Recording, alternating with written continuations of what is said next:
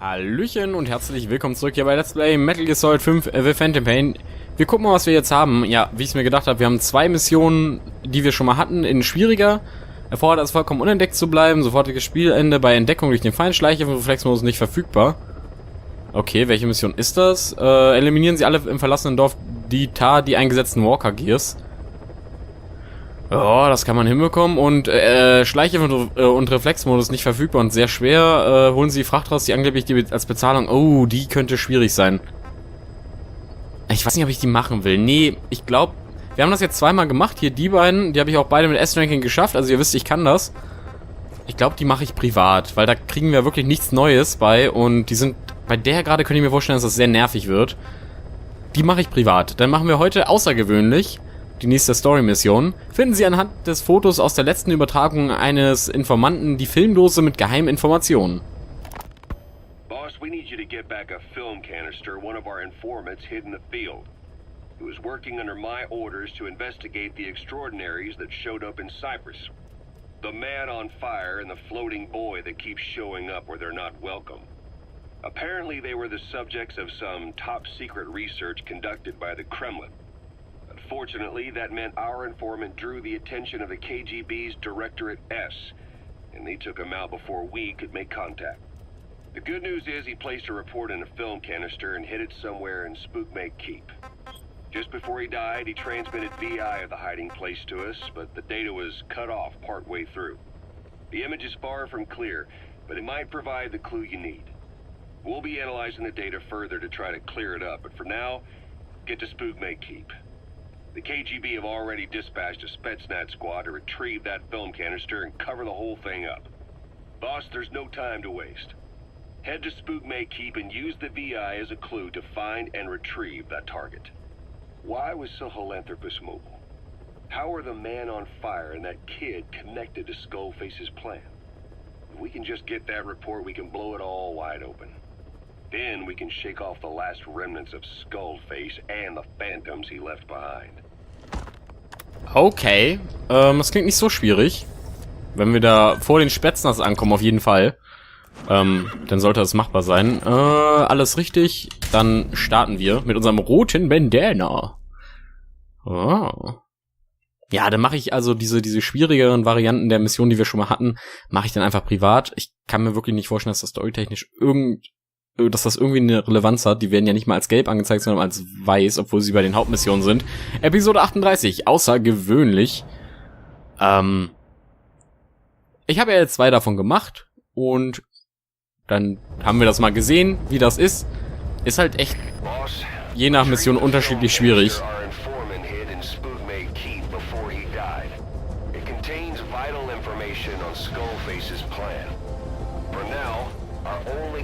The garbled photograph the informant tried to send us before the end.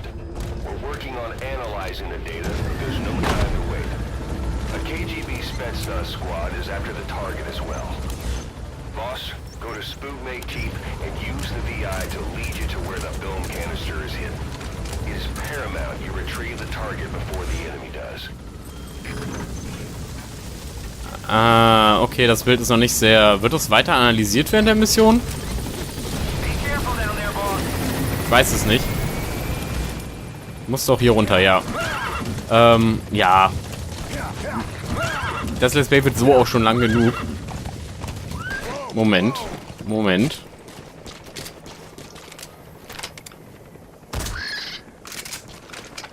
Da komme ich doch nicht mal hoch. Muss ich den hier aus der Luft raus snipen oder was?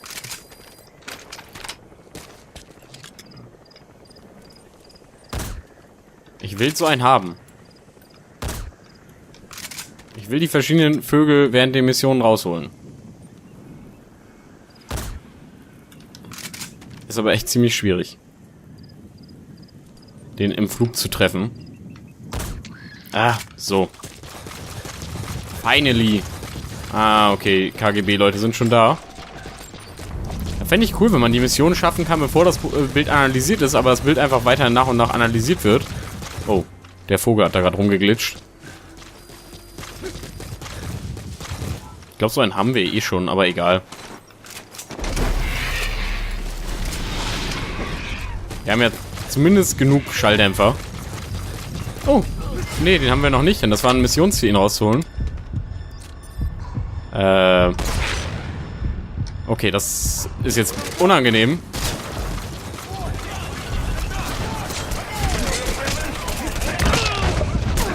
Bin gleich tot.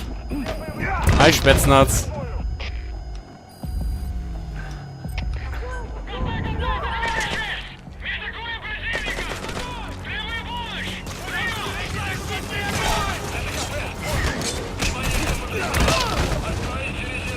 Wieso konnte ich den zweiten nicht direkt hinterher machen?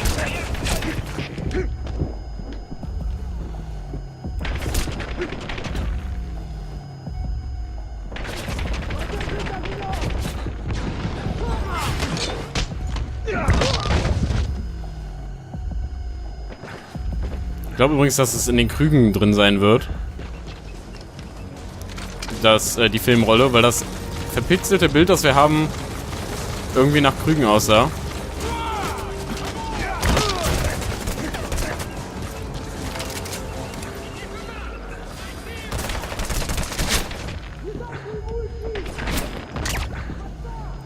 Okay, Moment. Ach, verdammt. Es werden mehr, glaube ich.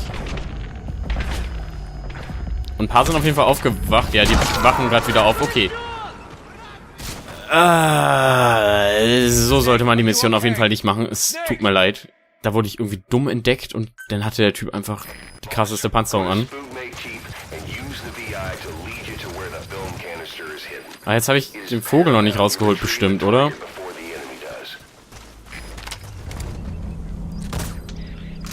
So, den kann man sich später leichter holen. Ich kann ja noch mal gucken. Erinnert mich das Bild noch an was anderes? Obwohl, nee. Ach, okay. Nee, das ist einfach der Torbogen.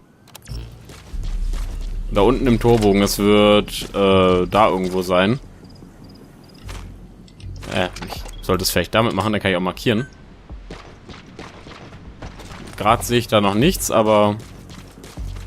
Also ist doch der Torbogen. Das sah nach einem vollen Torbogen aus. Ja. Also da irgendwo.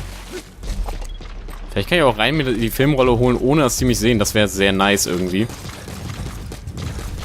Ich habe gerade eben nur 2 Leute markiert. Das ist ja irgendwie ein bisschen... sehr wenig.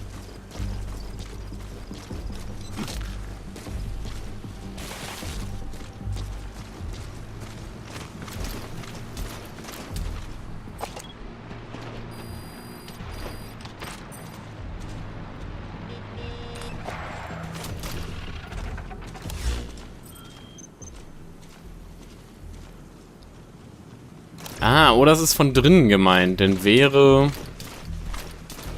Da ist noch einer.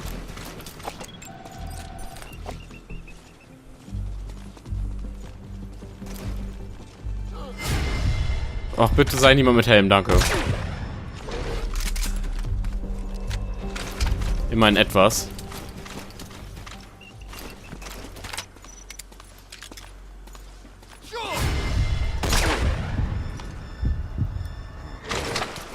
Irgendwie komisch, dass deren Augen nicht sofort zugehen, finde ich.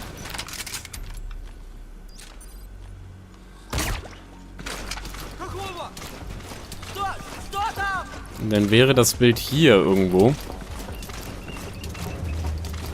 Oder die Filmrolle. Oder sie ist hier irgendwo und ich habe es nur noch nicht gesehen. Ich sollte vielleicht alle ausschalten, die hier sind.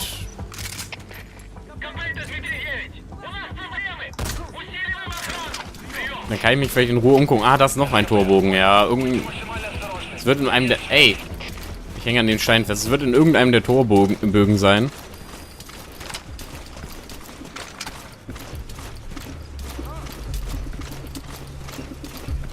Kann ich vielleicht noch was Genaueres daran erkennen? Könnte ich bestimmt, weil ich es die ganze Zeit vergleiche einfach.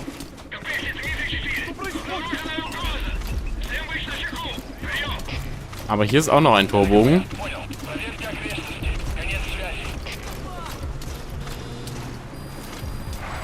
Ich sehe tatsächlich noch nichts. Das ist ja komisch. Ich glaube auch gleich entdeckt zu werden irgendwo.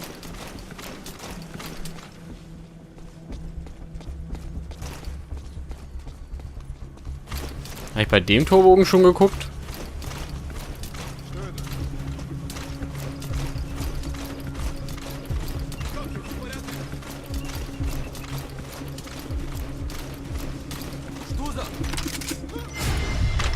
Er hat mich gesehen, oder? Ja. Ach, verdammt, der ist aber auch so einer. Okay, wisst ihr was, Leute? Ich gucke mich jetzt nur kurz um. Ah, ich hab sie gefunden. Komm, jetzt bring mich um. Bring mich um. Bring mich um, hä? Ich dachte, ich hätte jetzt voll den Trick gefunden. Oh, dadurch, dass ich das Bild gesehen habe. Oh, da am Torbogen wird das sein. Und dann sehe ich da so irgendwie 4 Stück. Und der letzte Torbogen, in den ich gucke, hat natürlich erst die Filmrolle. Ist das geschummelt, wenn man sich so anguckt, wo das ist?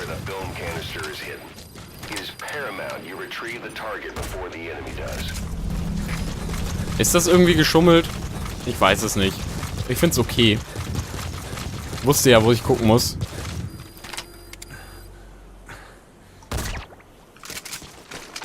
So, dann kann ich hier jetzt lang. Wieso sieht er mich denn jetzt? Oh nee. Leck mich. Ich dachte, die sehen nicht so gut, wenn sie diese fetten Helme und alles aufhaben.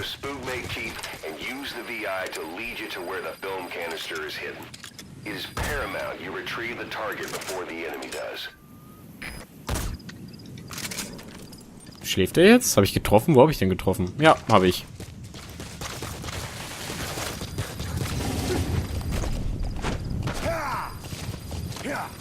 Okay, jetzt mal hier unten lang.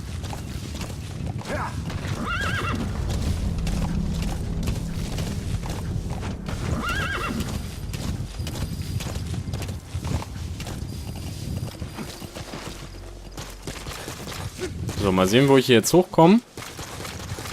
Am besten bevor das Auto kommt. Da kommt ja gleich ein Auto mit irgendwelcher Verstärkung. Ich darf nicht vergessen, ich muss auch wieder rauskommen.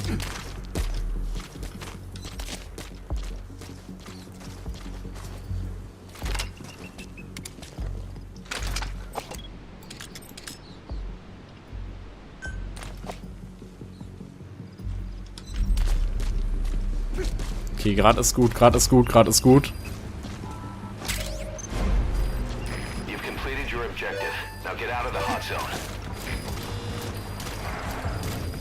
Okay, jetzt muss ich mir natürlich noch mal einen dummen Vogel holen.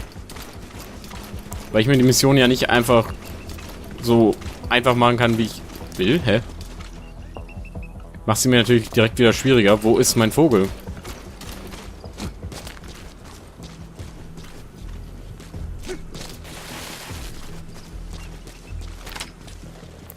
Ah, ne, der da oben ist viel zu weit weg. Da habe ich keine Lust hinzugehen extra. Naja, sonst... Ich kann auch ohne Vogel leben. Ah nein, Moment. Muss ich aber nicht. Da war doch mal ein Schuss. Wenn ich mir meinen Vogel holen kann, hole ich mir meinen Vogel auch.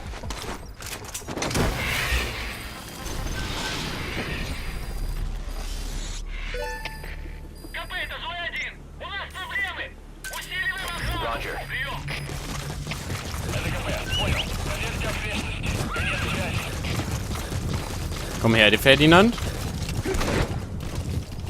So, also wir haben die Filmrolle geholt. Das war echt eine sehr einfache Mission. Bestimmt gibt es da noch irgendein Nebenmission-Zeug, also Nebenauftrag. Also es gibt ja bei allen Missionen Nebenauftrag. Ich meine nur, bestimmt ist hier der Nebenauftrag richtig schwierig oder hat irgendeine Story-Relevanz. Kann mir nicht vorstellen, dass das die ganze Mission gewesen sein soll. Kommt jetzt bestimmt gleich raus, oh, das war die falsche und die echte ist irgendwo anders. Keine Ahnung.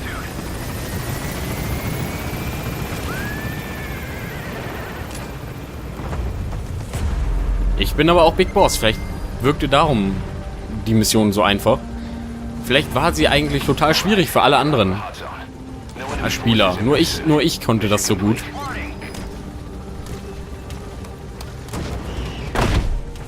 Ich bin halt ein Profispieler, muss man sagen. Muss man wirklich dazu sagen. Das ist Fakt. tell stories about this one, boss. Wofür habe ich 5000 Filmdose vor dem Eintreffen der Verstärkung? Ah ja, okay, cool. Und wieder Bär. Diesmal habe ich doch niemanden umgehauen. Wieso habe ich denn schon wieder Bär bekommen? Ich dachte, er war dafür da, weil man Leute im CQC fertig macht. Habe ich ja gemacht. Aber dann habe ich ja den Kontrollpunkt geladen. Zählt das denn trotzdem? Nee, dann habe ich gar nicht den Kontrollpunkt geladen, dann bin ich gestorben. Das ist ein Unterschied. Wollte ich nur mal kurz sagen. Ich weiß, dass das ein Unterschied ist. Ich bin gestorben. Ich habe nicht den Kontrollpunkt geladen, den habe ich später geladen. Bericht des Informanten und Kazuhira Millers Hamburger 3. Ja, sehr gut, sehr gut. Und ein Fragezeichen. Dann können wir jetzt uns als Logo die 3 Fragezeichen geben. Ein russischer Chirurg. Okay. Überspringen wir mal die Leute. Nebel schränkt die Sicht ein. Setzen Sie eine Markierung auf Ihrem Zielgerät, um sich nicht zu verlaufen. Okay. Werde ich machen. Was? Boss, I've updated the mission list. We received a new job offer. The details are on your iDroid. Gänsegeier bei den Spookma-Heroinen rausgeholt. Okay. Haben wir jetzt keine Infos großen mehr bekommen bei der Mission? Das ist ja komisch. Was wären dann die anderen Ziele gewesen? Wüsste ich gerne mal. Spookma-Heroin erobert. Ach, wenn wir alle Leute fertig machen. Und jetzt festgehaltenes Personal rausgeholt. Okay, das mache ich gerne nochmal, aber privat dann. Was heißt privat? Das klingt so, als würde ich euch ausschließen. Nee, ich meine einfach nur außerhalb der Aufnahme. Kassetten hören wir uns jetzt an. Erstmal was der Bericht des Informanten ist und danach zum Abschluss des Tages hören wir uns schön nochmal was über die Hamburger an, und zwar die Offenbarung. Das klingt doch schon mal sehr gut. We finished decoding the informant's report. That floating kid we've run into a few times now. Looks like he was a test subject in clinical experiments. The Soviets called him the third boy. The third boy was brought to a lab on the outskirts of Moscow from Czechoslovakia, after which he was due to be sent to a research center in Leningrad, then Siberia, and finally an academic town in Novosibirsk. It doesn't appear that the researchers witnessed the talents we've seen from him, but nevertheless he was quite the popular subject. His latent cognitive abilities suddenly awoke en route to Moscow. According to the report, the third boy was easily influenced by other individuals' biofields. Evil thoughts, in particular. They affected his mind like a virus. Extreme anger or resentment, motives for revenge, in other words. Now, during the transport flight to Moscow, the boy was exposed to a powerful mental energy field coming from a certain individual. Ever since, being conscious of his powers, he's become a sort of energy generator. What's unique about him is the way his acute telepathic abilities get taken over by another person's will. The boy began to physically parasitize individuals experiencing extreme anger and codify the host's desires. This includes amplifying the host's natural strengths. Or, in accordance with the host's desires, he can also implant program code in another individual, making them a puppet, essentially. Human neural synapses transmit weak electrical currents between neurons. These electrical currents, though at a level difficult to observe, warp the magnetic field outside the body. The third boy is able to pick up these weak fluctuations. Contrary to psychotronics, which involves controlling the human mind, his abilities as a receptor are too high. The emotions he picks up from another individual are amplified and unleashed into his body as they recur in his brain. They turn into microwaves, which then affect the physical world, triggering paranormal phenomena like the spontaneous combustion of organic matter or psychokinesis, moving an object without touching it. There's one other thing. While he's parasitizing a host, the boy's ego gets shut away, allowing the will of the host to take control of his powers, like some annoying static drowning out your own voice. That means he isn't responsible for what's been happening.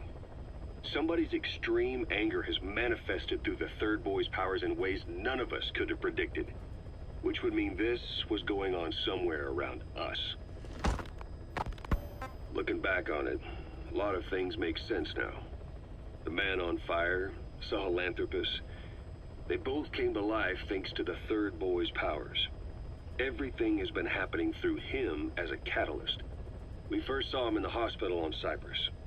The boy parasitizing the man on fire's desire for revenge gave him his new abilities in return. He next appeared at the Hamid Fighters Fort where the honeybee was hidden.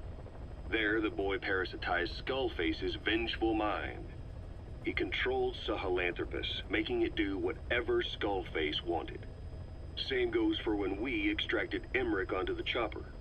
When he appeared at the Devil's House in Central Africa, Skullface's will controlled the man on fire via the third boy's powers.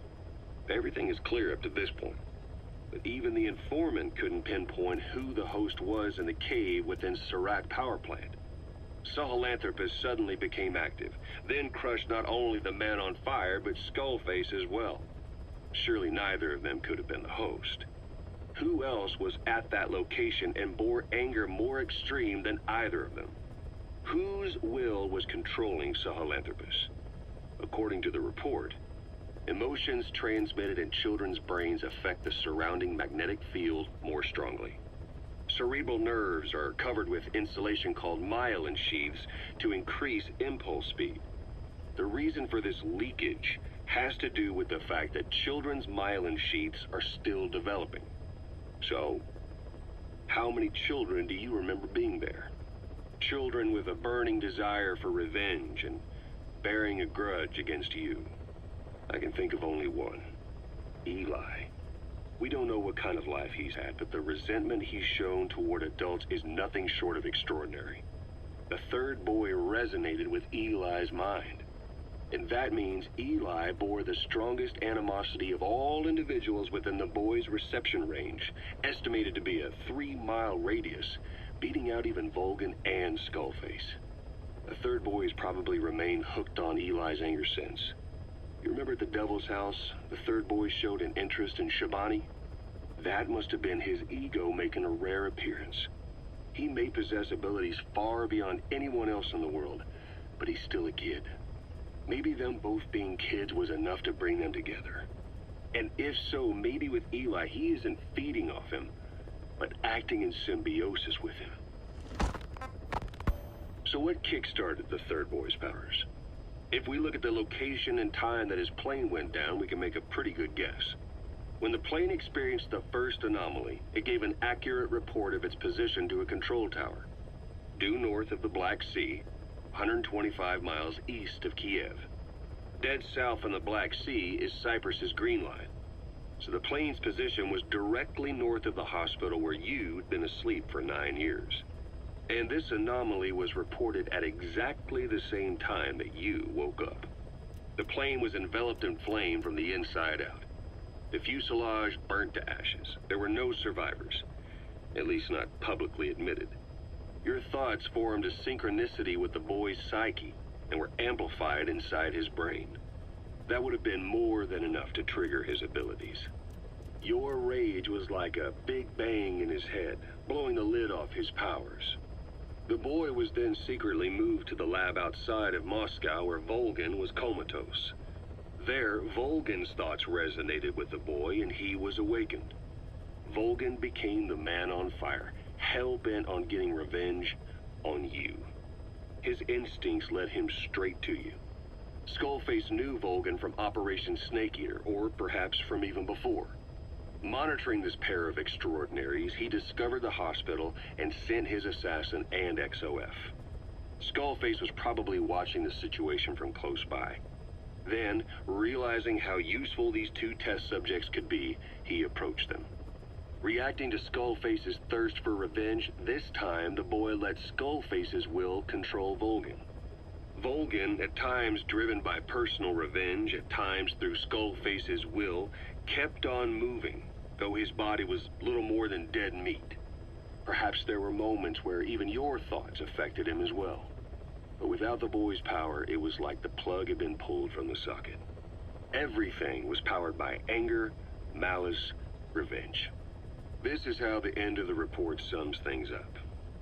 Both the third boy and the man on fire were originally test subjects of paranormal research for military applications, like telekinetically controlling the leader of an enemy nation and making him launch a nuke, or stopping the heart of someone on the wrong side of the Berlin Wall, experimenting with latent human abilities.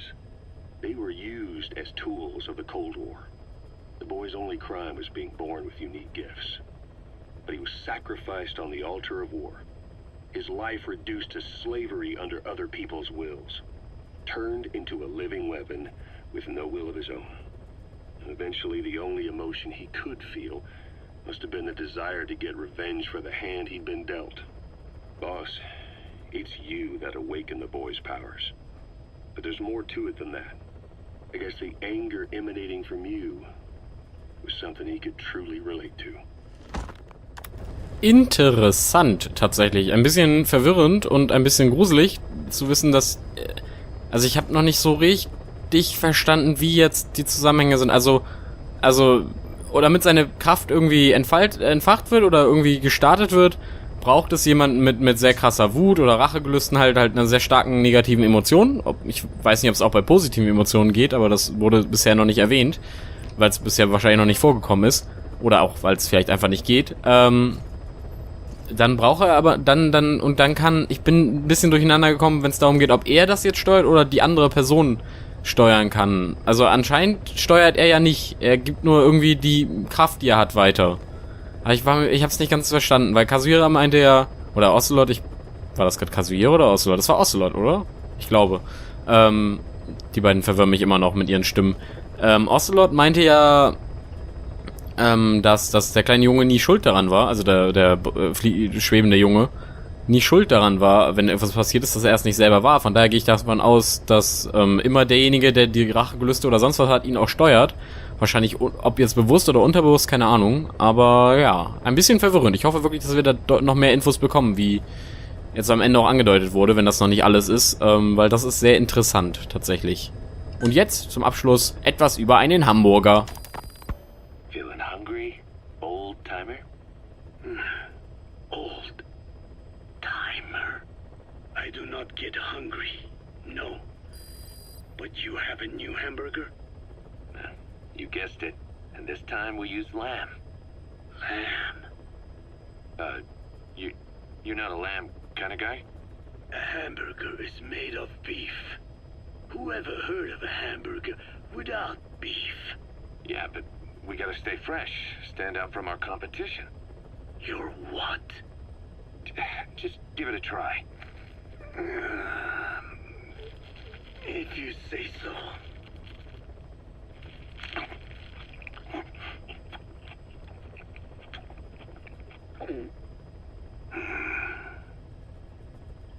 Not bad.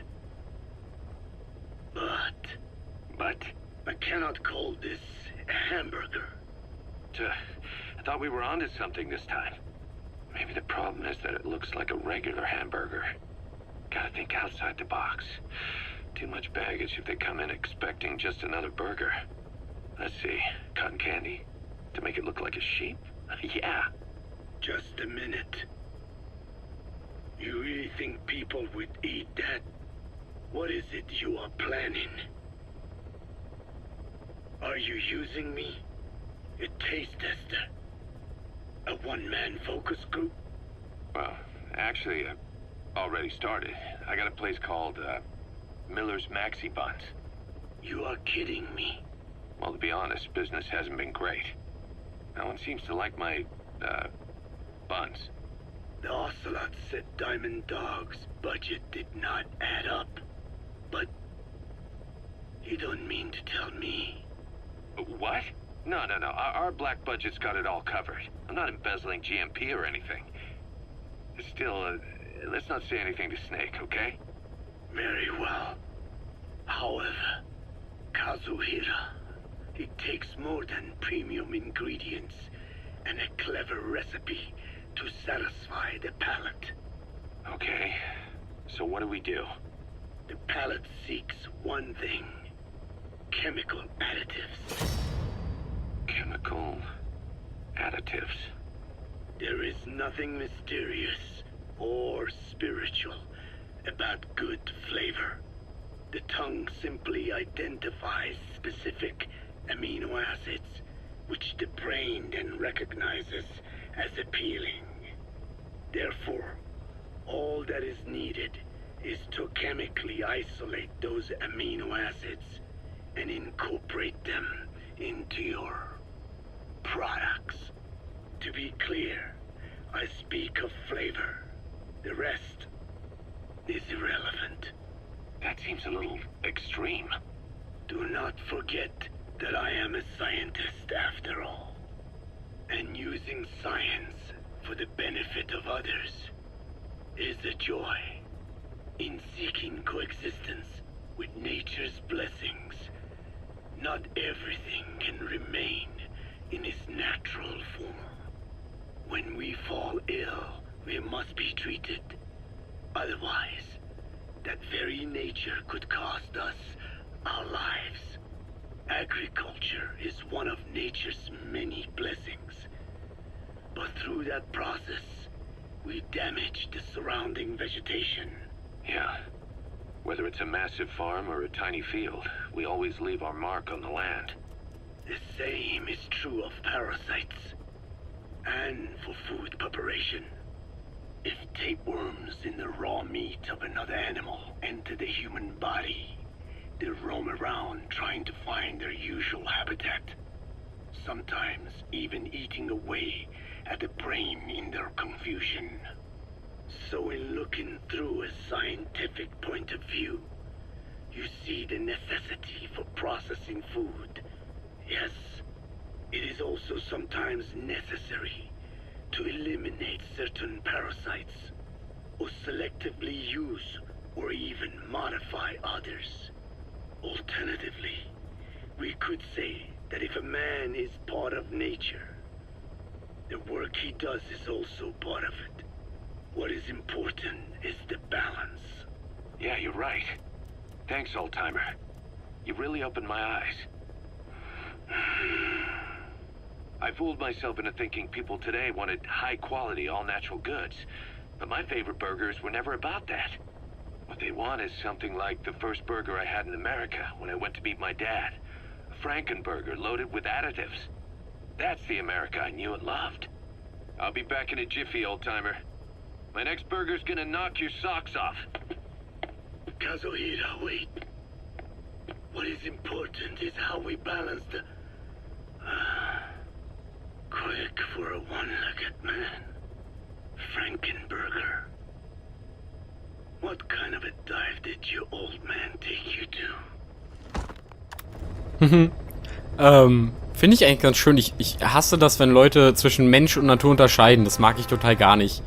Von daher, das gefiel mir gerade sehr gut. Das hat mir gerade ein bisschen gefallen. Aber es geht halt um die Balance. Also, wie gesagt, wenn man Tomaten größer machen kann und mehr Nahrung quasi erzeugen kann, ohne irgendeinen Nachteil zu generieren, wenn man das irgendwie durch irgendwelche Genveränderungen oder sonst was kann, ist da auch eigentlich nichts bei. Man muss halt immer nur gucken, dass man nicht irgendwie nebenbei Schaden anrichtet. Wofür haben wir gerade eine Herausforderung bekommen? 80% aller KZ mit Informationen wiedergegeben. Okay. Haben wir bei den externen Aufträgen noch irgendwas Schickes, was wir starten können? Komm, sag doch einfach mal... Ach, ab 75% mache ich's. Ah. Hier, die Dinger können die starten.